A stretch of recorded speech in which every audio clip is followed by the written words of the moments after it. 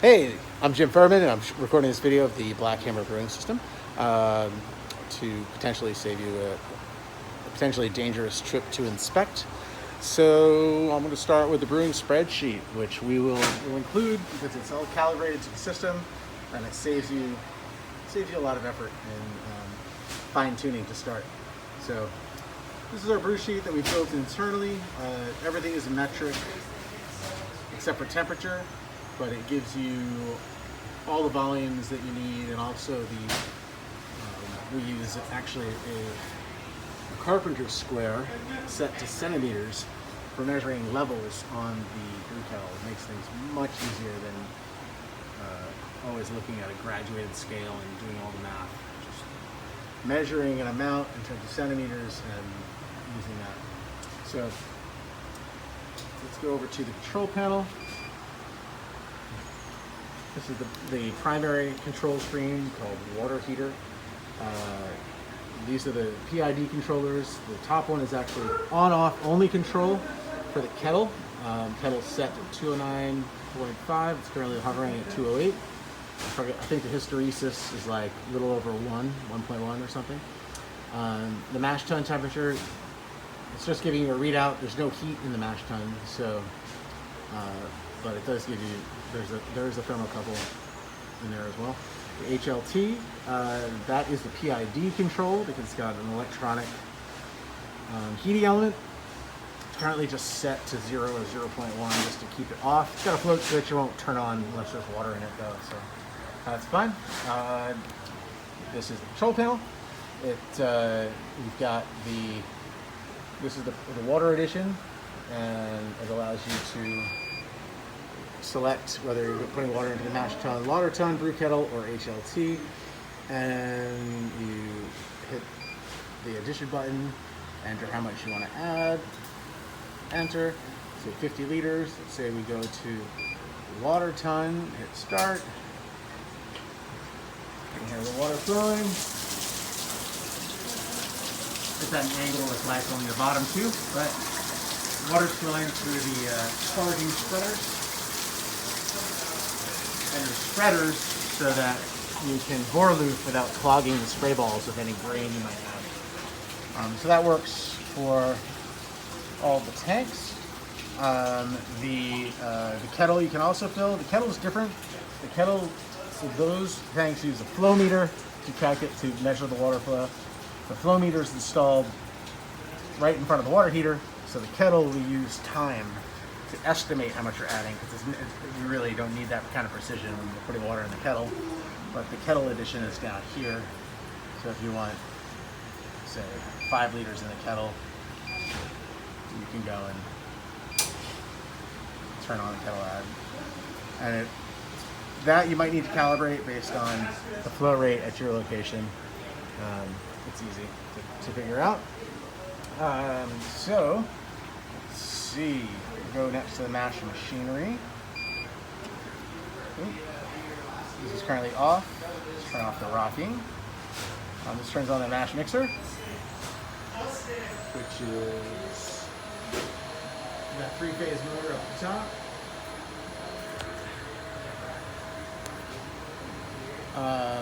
You can control the speed. We generally have it maxed out. Sometimes you have to drop it a little bit if it's a really thick mash, but usually we leave it at the highest speed. You can control whether you're mixing up or down.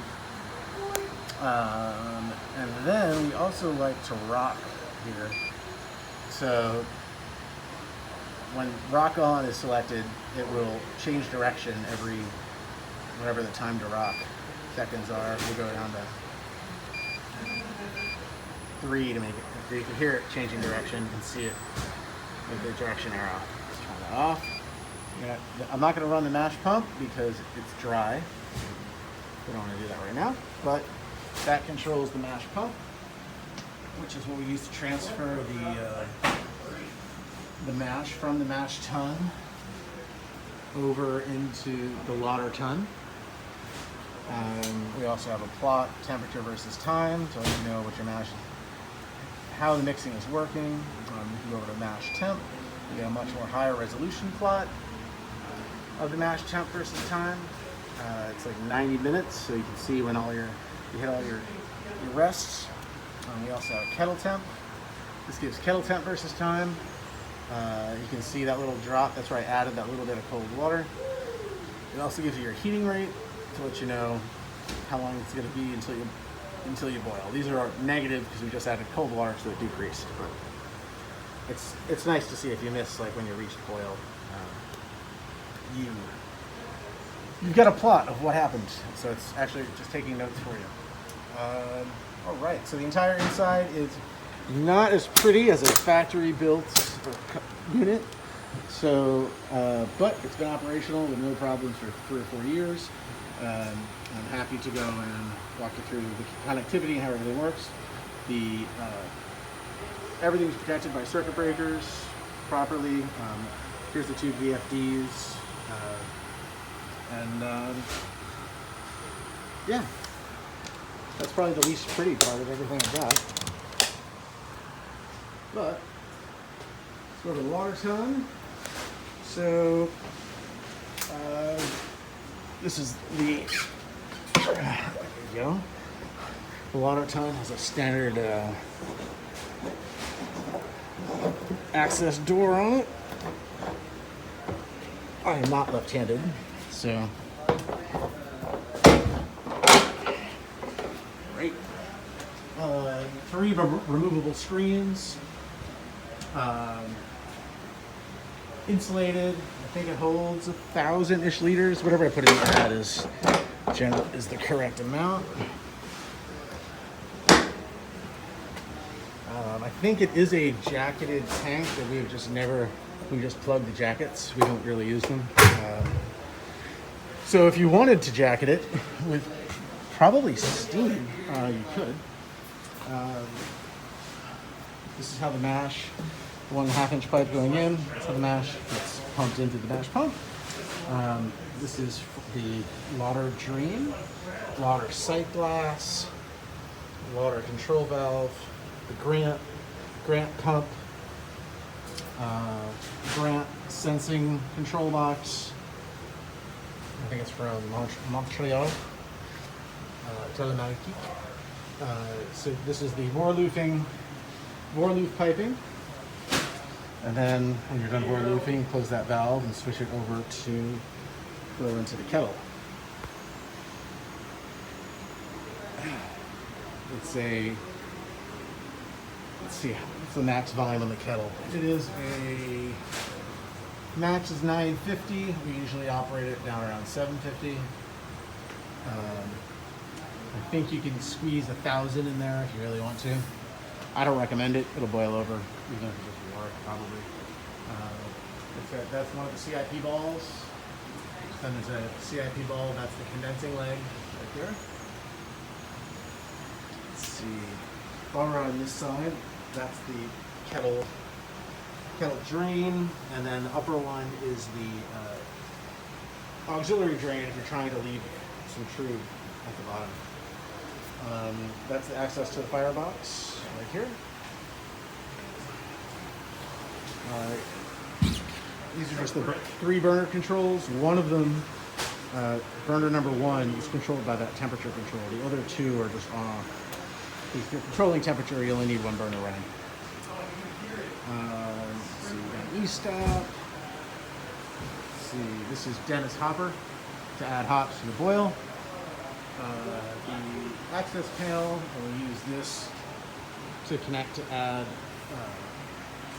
to reclaim the hot water from the heat exchanger. Let's see, whirlpools right here, heavily insulated whirlpool. It's got a swing lid to give you full access. It used to be manual stirring, but we incorporated a pump and a hop down.